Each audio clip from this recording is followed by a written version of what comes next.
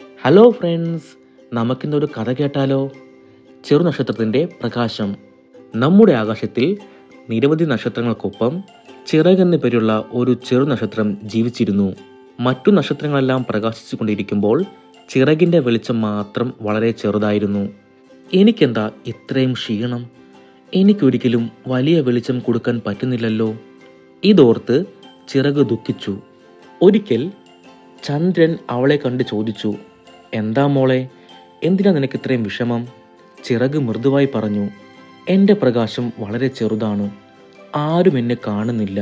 ഇത് കേട്ട് ചന്ദ്രൻ പുഞ്ചിരിച്ചു. എന്നിട്ട് പറഞ്ഞു, മകളെ, ചെറുതായാലും ആ പ്രകാശത്തിന് വലിയൊരു മഹത്വമുണ്ട്. ഇരുണ്ട രാത്രിയിൽ ചെറിയൊരു പ്രകാശത്തിന് പോലും വഴികാട്ടാനാകും. അന്ന് രാത്രി ഒരു ചെറിയ ബട്ടർഫ്ലൈ വഴിതെറ്റി കരഞ്ഞുകൊണ്ടിരുന്നു. അയ്യോ, എനിക്ക് വീട്ടിലേക്കുള്ള വഴി കണ്ടെത്താൻ കഴിയുന്നില്ല. ഈ സമയം ചിറക് ചന്ദ്രന്റെ വാക്കുകൾ ഓർത്തു. അവൾ തൻ്റെ മുഴുവൻ പ്രകാശവും ബട്ടർഫ്ലൈക്ക് വഴികാട്ടാൻ പ്രകാശിച്ചു. ഇതിനുശേഷം ബട്ടർഫ്ലൈ സന്തോഷത്തോടു കൂടി പറഞ്ഞു, നന്ദി, ഇന്ന് നീയാണ് എനിക്ക് ഏറ്റവും വലിയ നക്ഷത്രം.